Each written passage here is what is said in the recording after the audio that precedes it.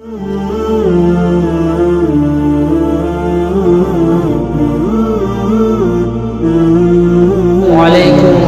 warahmatullahi wabarakatuh.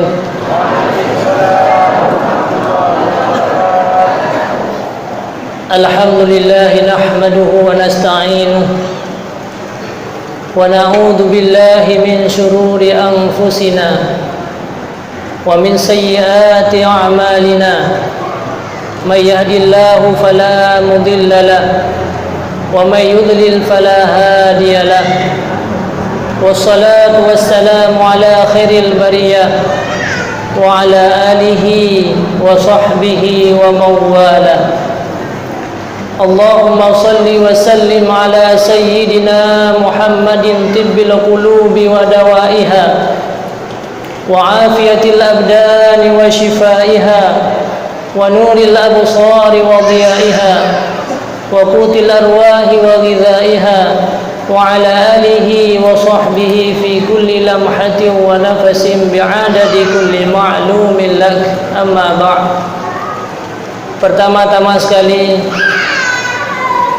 marilah sama-sama kita memanjatkan puji dan syukur kepada Allah Subhanahu wa taala karena limpahkan rahmat dan karunia.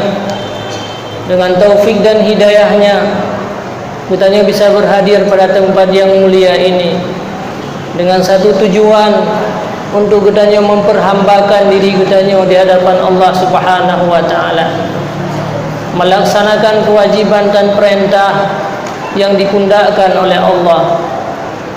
Selawat dan salam marilah sama-sama kita hantarkan kepada Rasulullah sallallahu alaihi wasallam. Beliaulah yang telah berkorban dalam hidupnya berbagai macam tantangan-tantangan dan rintangan yang beliau hadapi semenjak beliau kecil sampai dewasa. Bahkan beliau harus meninggalkan tempat kelahirannya. Beliau pernah berdarah di dahinya, dan beliau juga pernah patah gigi gerahangnya. Beliau pernah berdarah di tumitnya. Semua penderitaan-penderitaan beliau bukanlah untuk membahagiakan dirinya, bukan tujuan untuk keluarganya, akan tetapi semuanya itu untuk kebahagiaan bagi kita. Saya sendiri pada malam ini, di saat menyampaikan dakwah, maka seluruh umi dan ayah sekalian hadir. Berbeda dengan Rasulullah sallallahu alaihi wasallam. Beliau dikala menyampaikan dakwah, jangankan untuk didengar oleh orang-orang Quraisy pada saat itu, malah beliau dicaci maki dan berbagai macam ancaman-ancaman yang pernah beliau rasakan. Tapi beliau tetap tekad, beliau tetap berdoa agar umatnya menjadi orang-orang baik, agar menjadi orang-orang yang sukses dan bahagia, baik di dunia dan di akhirat nanti. Tidak ada manusia yang lebih agung daripada Rasulullah sallallahu alaihi wasallam. Tidak ada manusia yang lebih cinta dan mengasihi umatnya melebihi daripada Rasulullah sallallahu alaihi wasallam. Bahkan beliau kadang-kadang di tengah malam keluar dari rumahnya. Beliau berdiri di daerah perkuburan di dalam gelap gulita. Para keluarga-keluarga beliau, anak-anak dan istri Rasulullah mencari Rasulullah ke mana-mana. Ternyata beliau sedang berdoa di hadapan Allah. Beliau sedang mengalirkan air matanya. Beliau meminta dan memohon kepada Allah, bukan untuk dirinya dan pribadinya, akan tetapi untuk umatnya. Beliau meminta ampun, ya Allah, selamatkanlah umatku ya Allah, apalagi mereka yang hidup di akhir-akhir zaman yang penuh dengan keburukan-keburukan.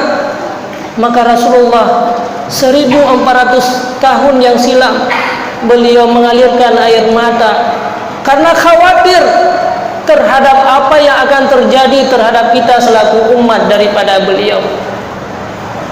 Bahkan kasih sayang beliau melebihi daripada kasih sayang yang lainnya. Dikala beliau akhir-akhir kehidupan beliau, di saat beliau sakaratil maut, akhir daripada nafas daripada beliau, datanglah malaikat Israel. Pada saat itu malaikat Jibril tidak nampak. Akhirnya Rasulullah sallallahu alaihi wasallam bertanya, "Wahai malaikat pencabut nyawa, ke mana Jibril?" Maka akhirnya datanglah Jibril. Jibril menyampaikan, "Aku tidak sanggup melihat engkau ya Rasulullah di saat engkau merasakan sakaratil maut." Saat-saat beliau sedang sakarat, muka beliau mulai merah. Para sahabat-sahabat semuanya tersungkur, merasa takut kepada Allah Subhanahu wa taala, merasa takut dan kasih sayang kepada Rasulullah sallallahu alaihi wasallam. Maka saat itulah beliau bertanya, "Wahai malaikat pencabut nyawa, wahai malaikat Israel, apakah seperti ini sakarat yang akan dirasakan oleh umatku nanti di akhir zaman? Apakah umatku akan merasakan hal yang sama seperti aku setelah aku tiada nanti?" Malaikat Israel menjawab, "Wahai Muhammad, apa yang engkau rasakan hari ini jauh lebih kecil. Sakit yang engkau derita hari ini sangat rendah dibandingkan dengan apa yang akan dirasakan oleh umat engkau. Engkau manusia yang tidak pernah berdosa dan bersalah. Bayangkan bagaimana umat engkau yang banyak dosa dan kesalahan-kesalahan dikala mereka merasakan sakaratil maut." Saat itunya Rasulullah berdoa kepada Allah, "Ya Allah, ya Tuhanku, seluruh kepedihan umatku sakaratil maut yang akan dirasakan sesudah aku tiada nanti, maka hari ini berikanlah kepada aku. Biarkanlah aku yang menanggung semuanya. Biarkanlah kesakitan mereka aku yang akan merasakan pada hari ini ya Allah. Jangan sampai umatku nanti merasakan hal yang sama ya Allah." Maka sebahagian ulama berpendapat sakaratil maut yang begitu pedih yang tidak bisa dibayangkan oleh Rasulullah sallallahu alaihi wasallam, yang telah dirasakan oleh orang-orang yang meninggal dan termasuk kita akan merasakan. Sebahagian ulama berpendapat sebahagiannya telah dirasakan oleh Rasulullah sallallahu alaihi wasallam. Betapa banyak umat Nabi Muhammad yang semua kepedihan mereka telah diberikan kepada Nabi kita Nabi Muhammad. Na'udzubillah summa na'udzubillah. Makanya tidak ada manusia yang lebih kasih sayang, sehingga Rasul bersabda, "La yu'minu ahadukum hatta akuna ahabba ilaihi min waladihi wa waladih." Tidak beriman seseorang kamu kalau engkau tidak mencintai aku melebihi daripada cintamu kepada keluarga dan anak-anak kamu.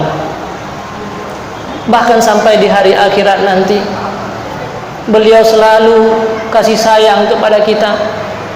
Kita hari ini bernikmat-nikmat, kita hari ini bahagia, semuanya itu adalah atas penderitaan daripada Rasulullah sallallahu alaihi wasallam. Kesenangan yang kita miliki urangnya adalah semuanya atas penderitaan para sahabat-sahabat Rasulullah, atas penderitaan yang pernah dialami oleh keluarga-keluarga Nabi kita Nabi Muhammad sallallahu alaihi wasallam. Maka sangat celakalah bagi manusia. Bu'dan, kata malaikat, liman zukirta indak, sangat celakalah bagi manusia yang disebutkan nama Nabi Muhammad, akan tetapi walam yusalli alaika ya Rasulullah, tetapi mereka tidak mau berselawat kepada engkau. Kul ya Muhammad amin, fakultu amin, kata Rasulullah. Jibril berdoa, Rasulullah mengaminkan. Orang-orang yang pernah mendengar Nabi Muhammad tetapi mereka tidak mau berselawat, apalagi menganggap selawat itu merupakan perbuatan yang bid'ah dan haram. Na'udzubillah summa na'udzubillah. Selawat dan salam juga kepada al dan sahabat. Mereka juga berjuang di atas agama Allah Subhanahu wa taala. Mereka mengorbankan harta yang banyak. Anak-anak mereka menjadi yatim piatu. Sedikit pun tidak ada keindahan dunia ini bagi mereka. Akan tetapi kepedihan mereka hanya sesaat. hanya 60 tahun, akan tetapi 1400 tahun yang lalu mereka telah meninggal. Tapi ruh-ruh mereka, kehidupan mereka setelah meninggal jauh melebihi daripada kenikmatan-kenikmatan yang luar biasa. Kemudian juga kepada para alim ulama mutakaddimin dan mutaakhirin, mereka merupakan pembimbing kita. Ulama inilah pendidik kita, orang yang membentengi kita agar kita terlepas daripada azab api neraka.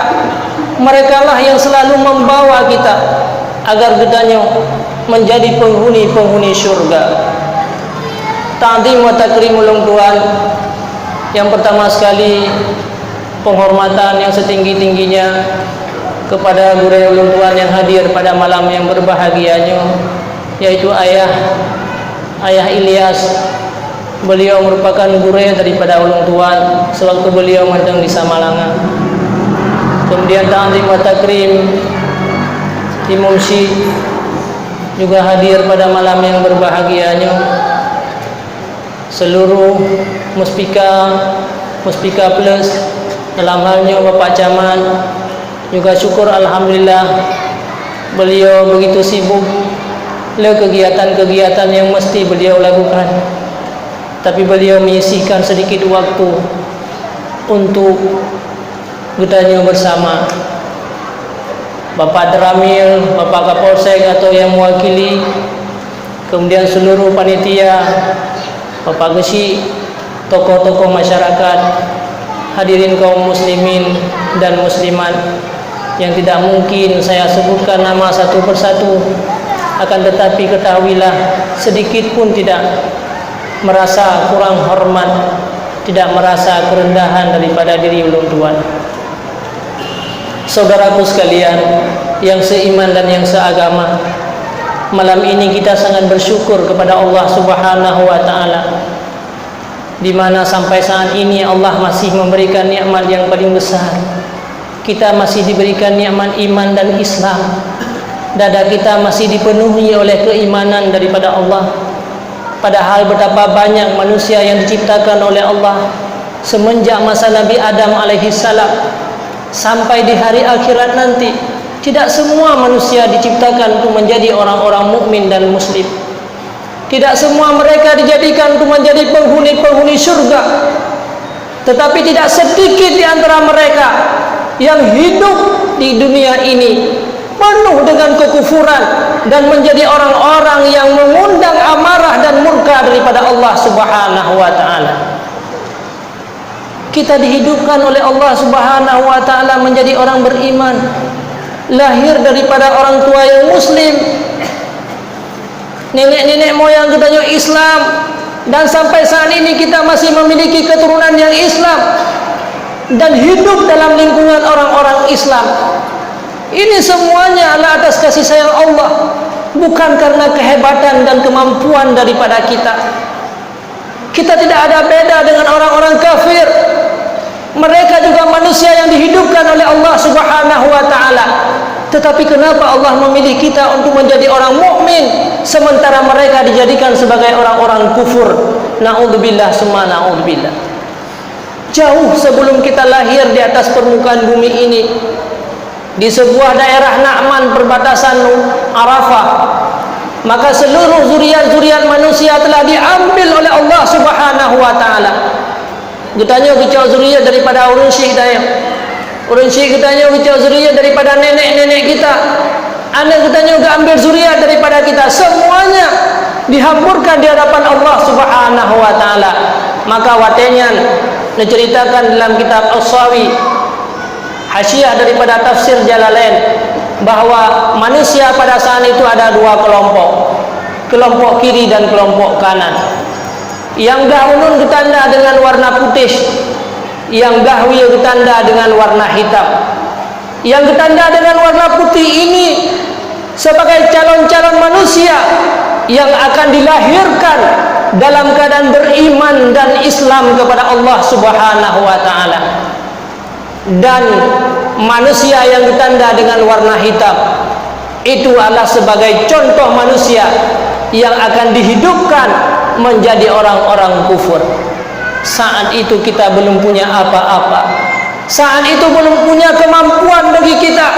Saat itu kita belum bisa beribadah kepada Allah Subhanahu wa taala, belum bisa bersujud, belum bisa kita rukuk di hadapan Allah. Tetapi kenapa Allah memilih kita untuk menjadi manusia yang mukmin? Kenapa Allah menjadikan kita sebelah kanan dan ditanda dengan warna putih? Jawabannya hanyalah satu, saudaraku sekalian, adalah itu adalah kasih sayang Allah kepada kita. Sampai saat ini Allah masih kasih sayang kepada kita. Akan tetapi kita hari ini kadang-kadang lupa atas betapa banyak nikmat yang diberikan Allah kepada kita. Hari ini tanya mengeluh gara-gara punya persoalan. Hari ini kita mengeluh karena kita miskin, tidak punya harta. Hari ini kita mengeluh karena tidak tercapai apa yang kita harapkan dan kita inginkan, sehingga kita marah kepada Allah Subhanahu wa taala. Akan tetapi kita tidak sadar betapa besar kasih sayang Allah selama ini kepada kita, betapa banyak nikmat yang Allah berikan kepada kita. Akhirnya kita berbuat maksiat kepada Allah, akhirnya kita kufur kepada Allah, akhirnya kita menyia-nyiakan apa yang pernah diperintahkan oleh Allah Subhanahu wa taala. Na'udzubillah summa na'udzubillah.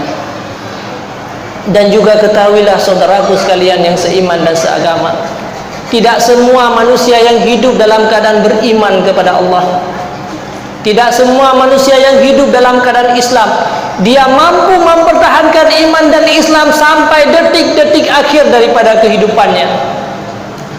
Tidak sedikit manusia yang dia beriman kepada Allah, lahir daripada orang Islam, hidup dalam lingkungan orang-orang Islam, berjamaah bersama-sama orang Islam, berzikir bersama-sama orang Islam, mendengarkan ceramah sesama Islam.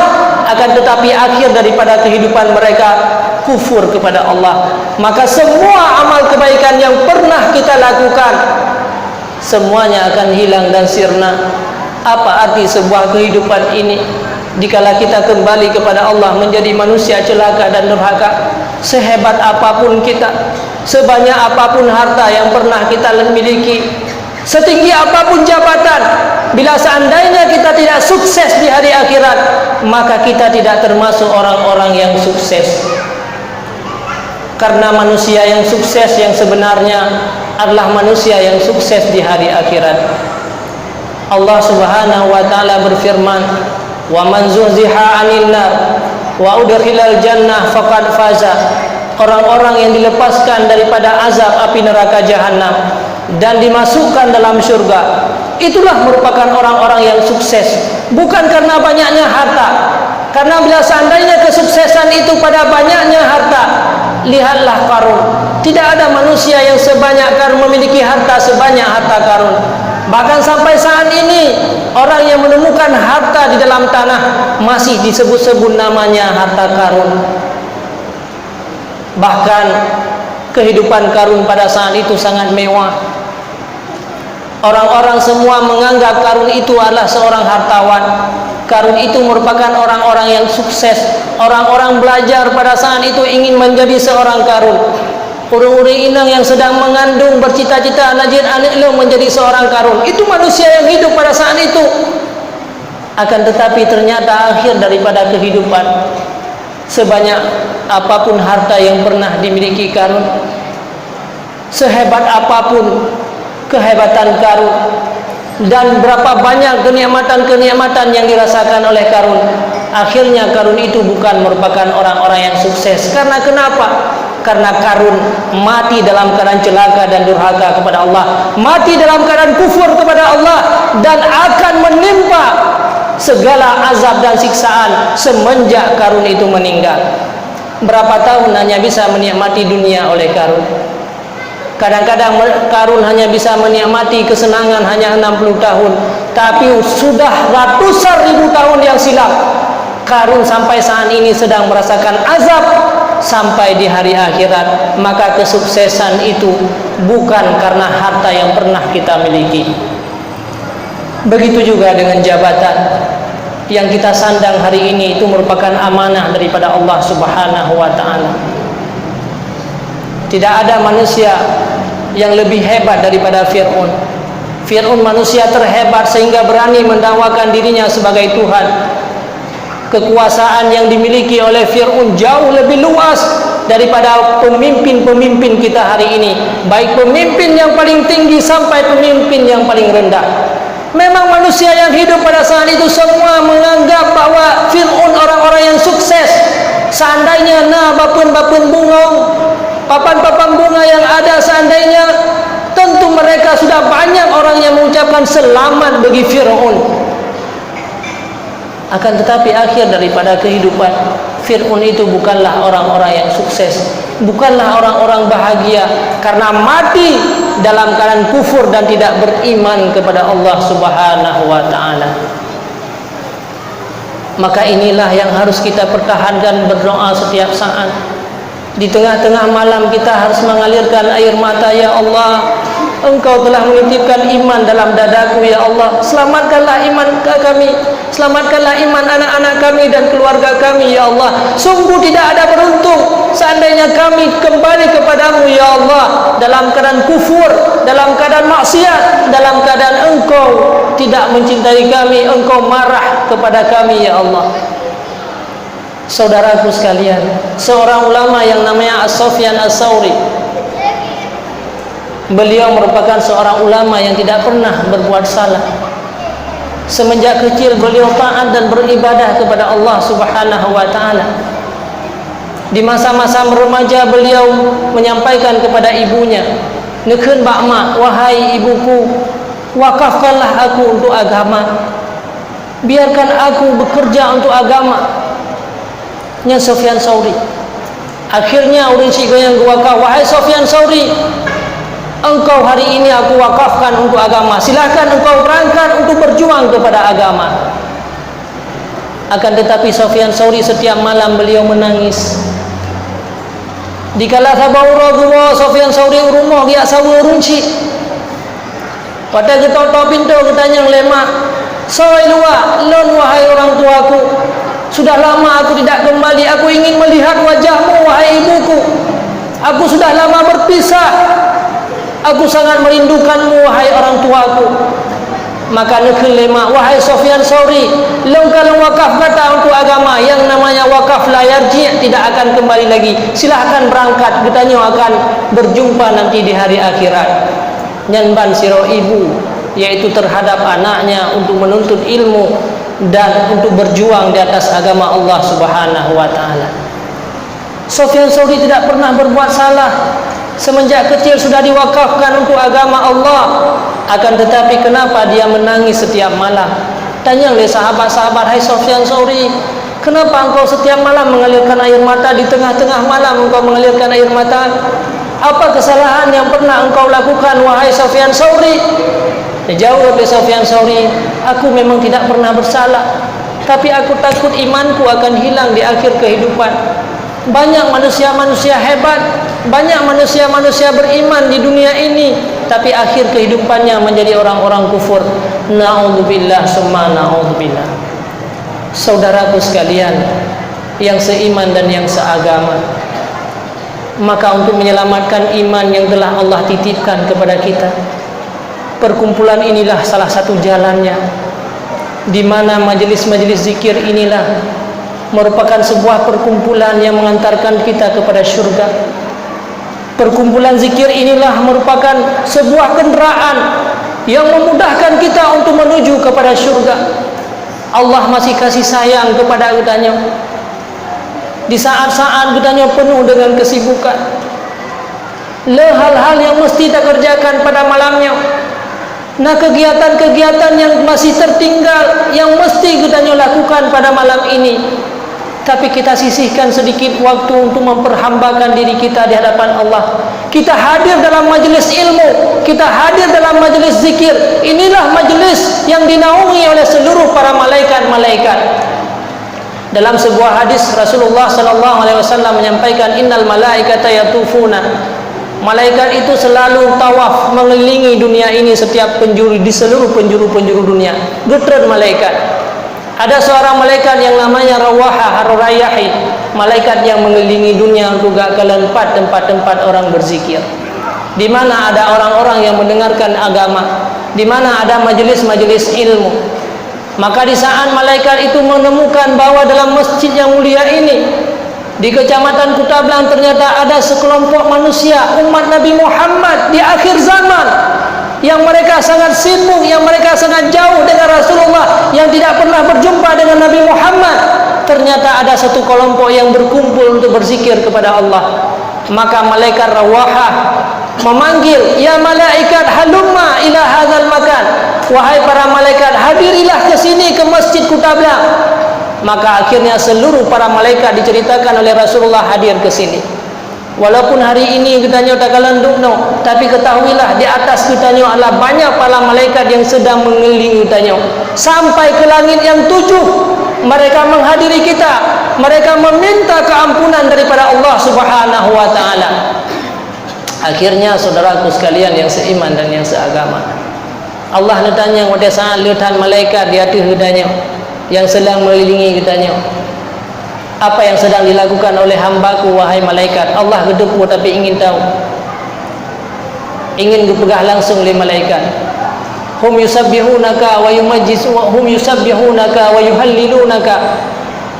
Ya Allah, mereka ada kelompok manusia yang sedang bertasbih kepada Engkau, bertahlil, mengucapkan kalimat la ilaha illallah wa yumajjiduka, dan sedang mengucapkan alhamdulillah, dan banyak zikir-zikir yang mereka lantunkan. Kemudian lantas Allah menyampaikan, pernahkah mereka melihat aku?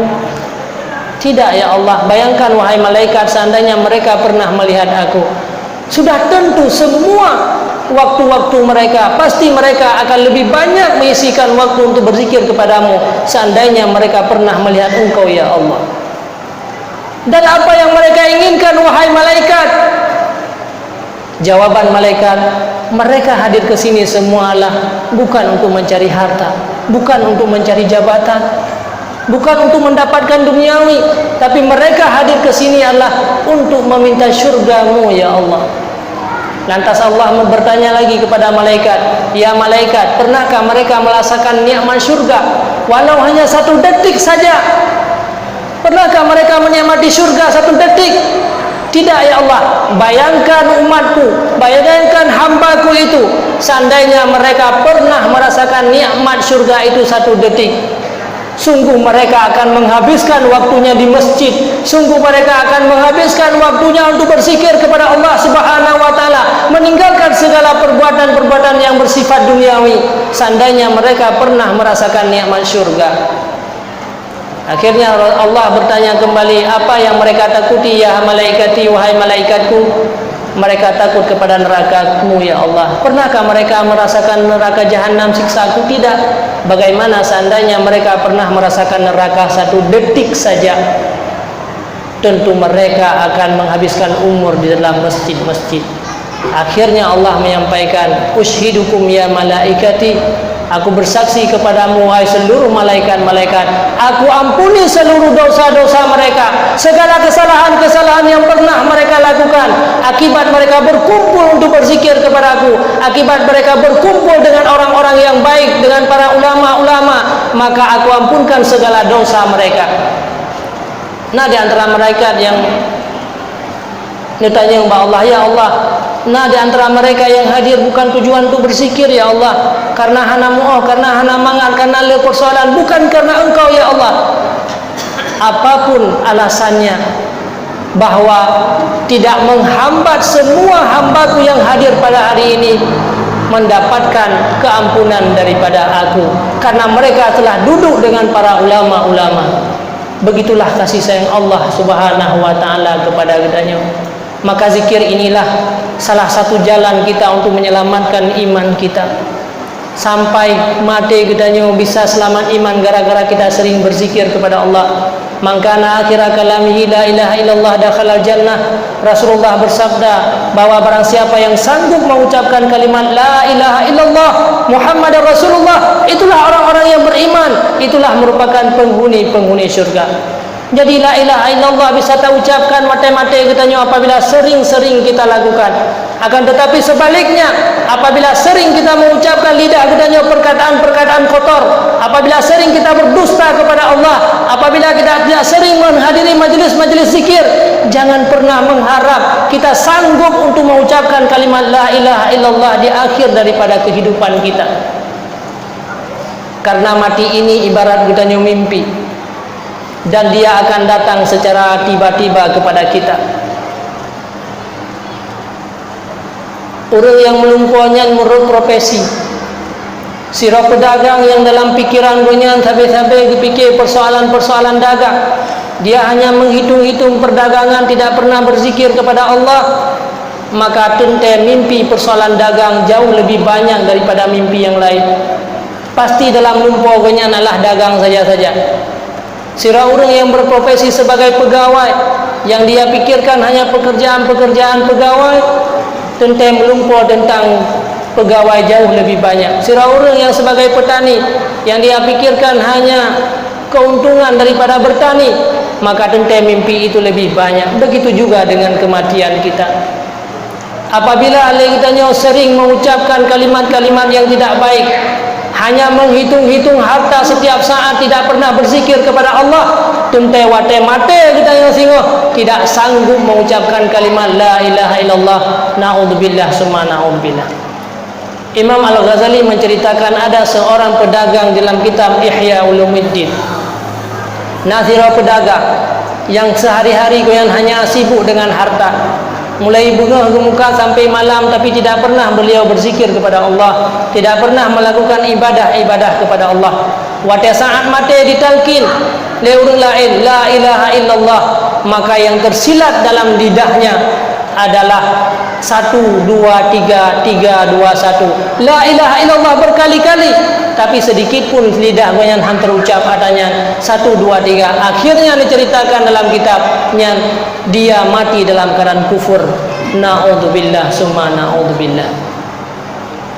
Maka perbanyakkanlah zikir. Inilah merupakan majlis-majlis yang diridai oleh Allah, majlis yang dihadiri oleh para malaikat-malaikat, majlis di mana kita bisa terampuni segala dosa-dosa katanya. Yang kedua juga majlis ilmu, di mana inilah merupakan kebun-kebun syurga yang pernah disampaikan oleh Rasulullah sallallahu alaihi wasallam. Rasulullah bersabda dalam sebuah hadis, "Idza marartum bi riyadil jannah farta'u." Apabila kamu melewati kebun syurga, maka singgahlah, rebutlah kebun syurga itu. Wa mariyadul jannah ya Rasulullah. Sahabat-sahabat semuanya bertanya, di mana kebun syurga itu? Apa yang menjadi kebun syurga di dunia ini ya Rasulullah? Rasulullah menjawab, hilakud dzikri wa qala al-ata majalisul ilmi.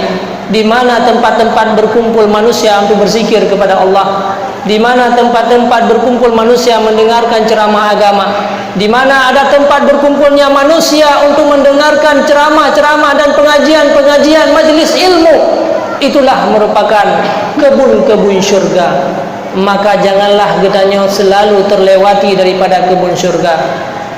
Di dunianya hanya merempak jabak kebun syurga. Jangan pernah kita bermimpi, jangan pernah bermimpi dan berharap kita sanggup untuk mendapatkan syurga yang sesungguhnya di hadapan Allah dikala kita meninggalkan dunia. Inilah sebagai contoh bagi kitanya, apakah kita termasuk ahli syurga ataupun kita tidak termasuk ahli syurga, tergantung pada getanya uronyo sering-sering atau tidak seringnya menghadiri kebun-kebun syurga yang pernah disampaikan oleh Rasulullah sallallahu alaihi wasallam. Saudaraku sekalian yang seiman dan yang seagama, maka uronyo apa nikmat yang telah diberikan oleh Allah kepada kita hari ini, pergunakanlah dengan sebaik-baiknya. Majelis ilmunya yang merupakan kebutuhan rohaniyah kitanya.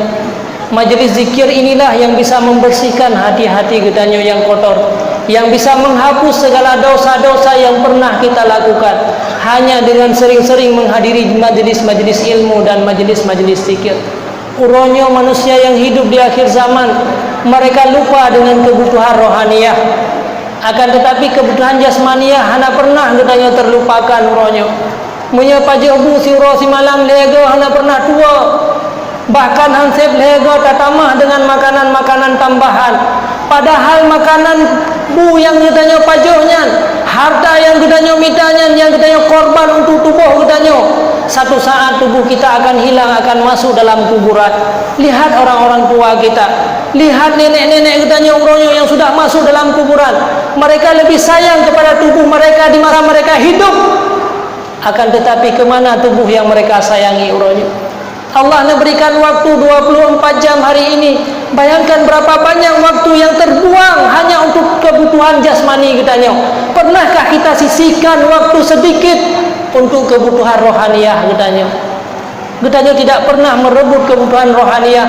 Padahal roh inilah yang berjumpa dengan Allah di hari akhirat. Roh inilah yang akan dipertanggungjawabkan di hadapan Allah Subhanahu wa taala. Roh inilah yang kekal sampai hari akhirat. Sementara tubuh yang selama ini kita sayangi semuanya akan hancur dan menjadi makanan ulat dan ular dalam kuburan. Seandainya kita membuka kuburan yang ada dalam di sekeliling kitanya urohnya, pasti kita akan mendapatkan tubuh yang mereka sayangi hari ini telah hancur dan sirna, tetapi ruh mereka masih kekal di hadapan Allah yang bersiap-siap akan menjadi siksaan api neraka. Na'udzubillah summa na'udzubillah. Uronya katanya obat Bandung, harta yang diberikan oleh Allah tanya korbankan untuk jasmani katanya. Menyekenang penyakit hansip tamu obat bak doktor saja, bak spesialis, hansip bak spesialis saja luar negeri. Kita merelakan untuk mengorbankan harta yang banyak. Tapi lihat penyakit jasmani rohaniah kita, uronya terabaikan dengan begitu saja. Bahkan menyenap pengumuman di Melasa dan masjid uronya, apabila nak saka murah, nak beras murah digelar 12 kilo lebih 27 kilo, nak gas subsidi, semua katanya akan hadir ke masjid. Tidak ada manusia yang tertinggal. Bahkan anak-anak yang mentang dalam gendongan, yang mentang ubud tamai umlasah untuk mendapatkan saka murah dan beras murah. Padahal beras dan saka murah itu hanyalah untuk kebutuhan jasmani katanya. Hanya bisa kita makan berapa hari. Coba kalau ada pengumuman jamaah murah, satu rakaat legutanya sembahyang 27 diberikan oleh Allah pahala. Sekali hadir dalam majelis ilmu, Allah mengampuni segala dosa-dosa kita. Jangankan untuk membawa anak-anak kita menyenagas subsidi, menyesaka murah, kita rela antri berjam-jam untuk mendapatkan saka murah dan gas subsidi. Tapi pernahkah kita antri di jamaah hana perle antri, tapi merasa berat dan beban? Ini kesalahan kita dalam menjalani kehidupan ini. Satu saat katanya akan menyesal di hadapan Allah Subhanahu wa taala. Satu saat kita akan kembali kepada Allah dan kita akan meminta hidup kembali di dunia untuk beramal dengan amal kebaikan. Yang sangat menyedihkan itulah anak-anak kita. Anak-anak katanya uronya kita lupa membawa mereka kepada amal-amal yang murah. Sementara anak katanya kebutuhan jasmani uronya selalu katanya berikan, tidak pernah terlupakan. Menyebu si uro si malam lebah wate sabe-sabe nak tatayang ba anak nak tapaju bukanya. Hae ipaju tasile. Hae tasile tak apa, yang penting bunyan bidamang dalam tubuh. Akan tetapi ilmu agama hari ini kita biarkan dan kita sia-siakan. Makanya apa yang terjadi saudaraku? Anak kita menjadi manusia yang jahat, anak kita menjadi pemabuk, anak kita menjadi orang-orang yang durhaka dan murka. Semuanya itu atas kesalahan kita dalam mendidik mereka. Ini tanggung jawab besar di hari akhirat nanti.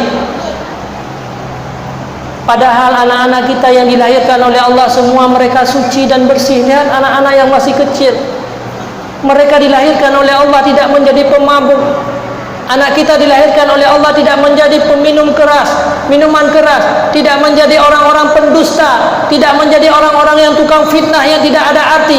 Mereka semuanya suci dan bersih dilahirkan oleh Allah.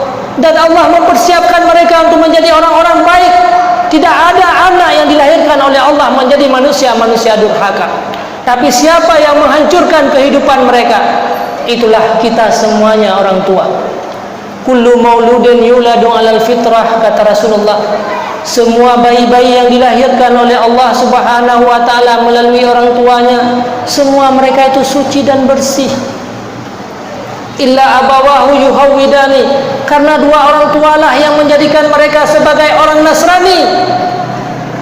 Wa yumajjisani wa yunassarani, dan hanya dua orang tualah yang menjadikan mereka sebagai Nasrani dan Majusi. Ini tanggung jawab yang besar bagi kita. Kita telah menghancurkan kehidupan anak-anak kita. Kita menghancurkan kehidupan anak kita bukan sekedar di dunia. Di dunia hanya berapa tahun. Bahkan kita telah menzalimi anak-anak kita sampai di hari akhirat. Dia tidak tahu sembahyang, tidak tahu ibadat, akhirnya dia dicampakkan dalam neraka jahanam. Semua itu adalah tanggung jawab daripada kita. Uronyo memang tidak terasa kita belum masuk dalam liang lahat. Anak itu hadir dari tubuh kita. Anaknya lahir daripada gedanya uragam. Seluruh tulang-tulang dan urat mereka dari gedanya uragam tercipta. Daging-daging mereka tercipta daripada gedanya urinum. Karena itu makanan dia darah kita di dalam kandungan. Setelah dia dilahirkan, itulah tubuh daripada kita. Seandainya kita nanti meninggal dunia, tubuh kita itu akan dibawa ke mana? Di saat tubuh kita berbuat maksiat kepada Allah Subhanahu wa taala, maka kita merasakan kepedihan dan azab daripada Allah. Karena kenapa? Tubuh kita sedang diletakkan pada tempat maksiat. Tubuh kita sedang dilakukan kejahatan-kejahatan. Maka itu akan terasa dikala kita meninggal dunia nanti. Bayangkan bila kita berada dalam kuburan ratusan ribu tahun, yang sudah banyak keturunan-keturunan kita semuanya. Itu semuanya akibat daripada salah kita dalam mendidik dan membimbing mereka. Kebutuhan rohaniah mereka katanya uronyo mengabaikan. Agama menganjurkan anak kita untuk mengajarkan sembahyang. Umur 7 tahun wajib terhadap katanya perintahkan anak kita untuk sembahyang. Sabah wate hana perintah dosa kita. Satu dosa yang akan menimpa kita. Siurah si malam limang bahwa wate hana dayu sembahyang wate kaumu 7 tahun. 5 dosa dalam setiap hari. Bayangkan berapa dosa dalam setahun yang menimpa kita untuk seorang anak. Bayangkan apabila dia dewasa dan bertahun-tahun, semuanya itu akan menimpa kita. Maka ji urang akhirat sehingga menceritakan ada sekelompok manusia. Ada sekelompok manusia sehingga yang cukup banyak amal kebaikan. Mereka sembahyang, ibadat, berjamaah, haji berkali-kali dan umrah. Akhirnya waktu gedempu amal bagaikan gunung. Tiba-tiba datanglah anak-anaknya semua memakan amal-amal kebaikan itu. Akhirnya amal itu hilang. Faturihat ilan nar, dicampakkan dalam neraka jahanam. Malaikat semuanya berkata, inilah manusia yang rugi. Inilah manusia yang dimakan amal-amal kebaikan mereka oleh anak-anak mereka. Saudaraku sekalian yang seiman dan yang seagama, maka perhatikanlah terhadap mereka nilai-nilai rohaniah mereka. Jangan pernah menyia-nyiakan mereka. Berjuanglah, berkorbanlah untuk hidup hanya beberapa tahun supaya kita bisa menikmati bertahun-tahun setelah kita meninggal nanti. Lagian dia katanya sayang kepada tubuh anak katanya. Lagian tak papah anak katanya mengaitem pajuh makanan. Begitulah kita juga memapah mereka agar dia sembahyang dan mendapatkan makanan rohaniah. Karena amal ibadahnya akan sempurna bagi anak-anak kita, maka semuanya itu akan menjadi efek kebaikan bagi kita. Udip di dunianya hanya sementara bagi kitanya. Seorang ulama tasawuf mencontohkan udip di dunianya lagi katanya udip dalam rumah raja. Dan tuan mati jin posiplo nyo kalau be jin non pegah baca terus cerita jin. Jadi dalam rumah raja yang ada sebuah kamar yang dipersiapkan emas yang banyak, cukup lemu yang cukup banyak. Di samping kamarnya ada kamar ruang tidur, kamar tidur yang dihiasi dengan permadani. Di sebelah kamar tidur ada ruang makan yang cukup le makanan-makanan yang lezat-lezat dan buah-buahan bandu. Akhirnya diperintahkan bagtanya oleh raja, wahai rakyat long tamang dalam rumah lon biwate kegata 6 jam. Itu perbandingan hidup. 6 jam long biwate. Tamanglah katanya dalam rumah. Wate tak fikir-fikir 6 jam wate yang cukup le. minta cok muh ju sampai cukup le kamu tu. Tapi bah tak pajuh makanan le bacut hawa tu. Akhirnya lalailah katanya pajuh makanan si jam. Padu mote tu tinggal limang jam tu. Lihat apa je makanan si jam batakala nar kamar ruang tidur cukup lagak dihiasi dengan permadani. Ingin punya hasrat dalam hati katanya. Bah taeh le si jam tu. Wate kali taeh si jam 2 jam habis wate baru dah cok muh put jam sebanyak-banyaknya. Akhirnya apa yang terjadi? Lihat apa je makanan si jam taeh rupanya hansip si jam karena mangathat tempat ehnya. Bahkan dipok-pok oleh orang lain. Akhir jih rencana si jam 5 jam golom jaga tingut kabeh wate untuk tinggal di dunia. Kabeh wate untuk tinggal dalam rumah raja. Payah dupugo oleh raja. Hai rakyat lon kata kabeh wate, silahkan keluar dari rumahku. Saatnya ke baru katanya terkejut dan sadar. Wahai raja, nabi kesempatan kelong untuk long kembali dalam rumah ron si minit mantap. Karena si minatnya rupanya untuk kacok muh juga mendapatkan emas yang banyak. Hanale kesempatan bagi kata. Watenyan ke baru takli, watenyan ke baru menyesal, watenyan ke baru terasa itu merupakan kerugian besar bagi katanya. 6 jam masa untuk mengambil emas yang banyak, sedikit pun tidak ada emas yang kita miliki yang kita pulang dari rumah raja tersebut. Inilah contoh daripada kehidupan dunia ini. Padahal umi dan ayah sekalian, seandainya muna wadah gudanya tamang dalam rumah raja, tak cokmuh sebanyak-banyaknya. Wadah saat gudanya tubik dari rumah raja, tablo makanan, yang makanannya jet tabajo bukan 1 jam, tapi bisa kita makan seumur hidup gudanya. Seandainya wadah gudanya muna dalam rumah raja, tak tubikmu yang cukup le. Wadah terus ulua tablo ranjang yang melebihi daripada rumah ranjang dalam rumah raja, bisa kita tidur seumur hidup bukan 1 jam dan 5 jam. Inilah perbandingan dunia. Allah memerintahkan kita untuk merebut nilai-nilai rohaniyah, untuk beribadah kepada Allah di dunia ini. Seandainya kita beribadah terus menerus di dunia ini ibarat emas, sehingga urang akhirat jetaih sepanjang hidup kita. Seandainya di dunianya dalam jangka 60 tahun hana lalai katanya, kita merebut emas terus setiap saat, emas berjamaah, emas berbuat baik, emas menjaga anak-anak katanya, maka kita nanti di hari akhirat bisa kita nikmati makanan bukan sehari 2 hari, bukan sebulan, bukan setahun, tetapi nikmat itu akan kita rasakan seumur hidup kita.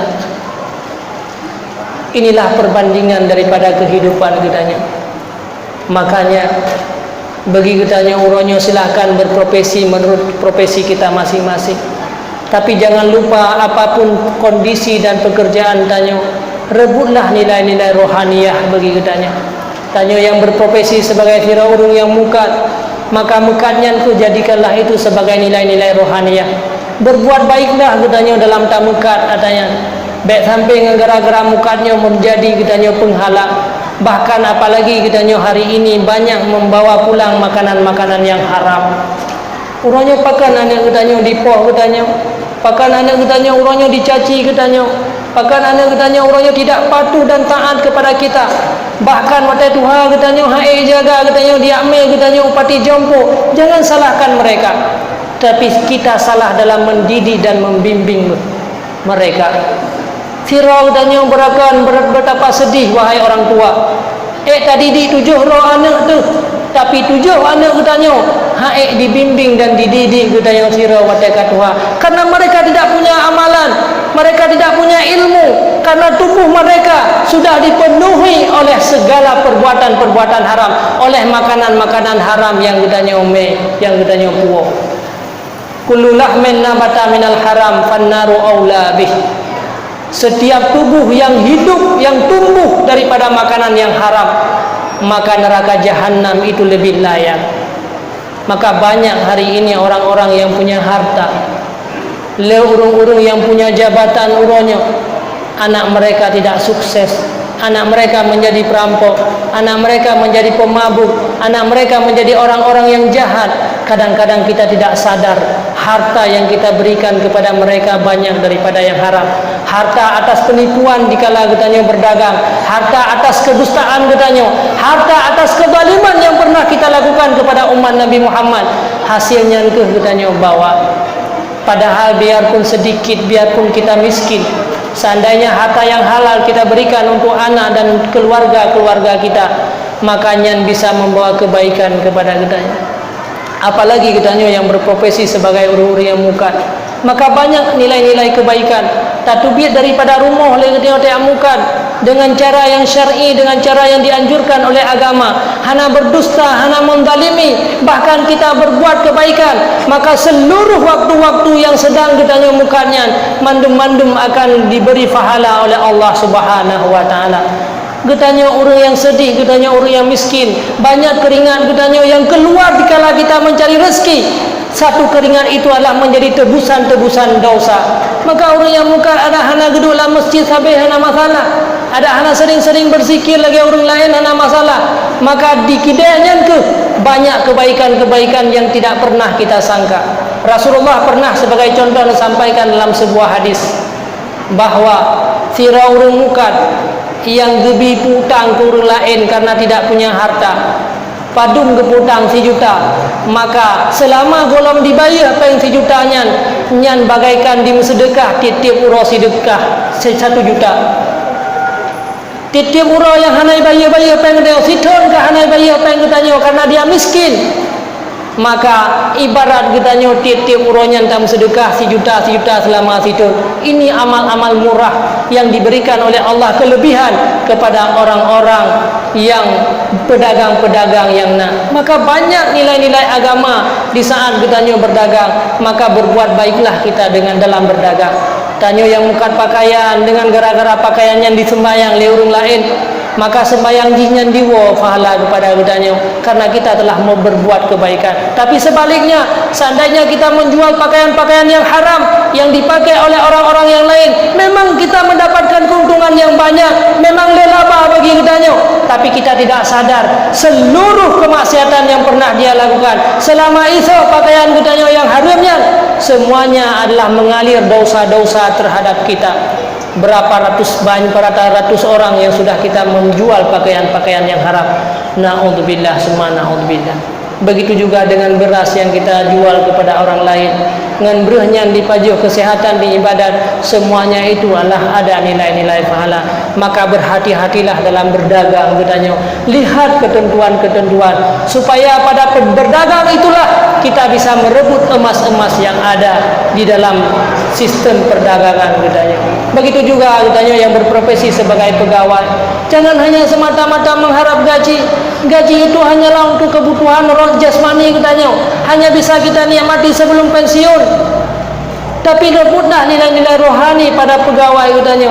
Katanya sira pendidik seorang guru, maka jagalah anak-anak kita.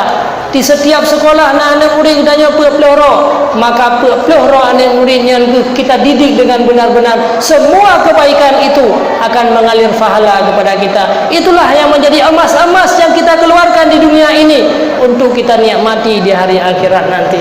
Dan juga katanya yang berprofesi yang lain. Saudaraku sekalian yang seiman dan yang seagama, jagalah kita dari harta yang haram.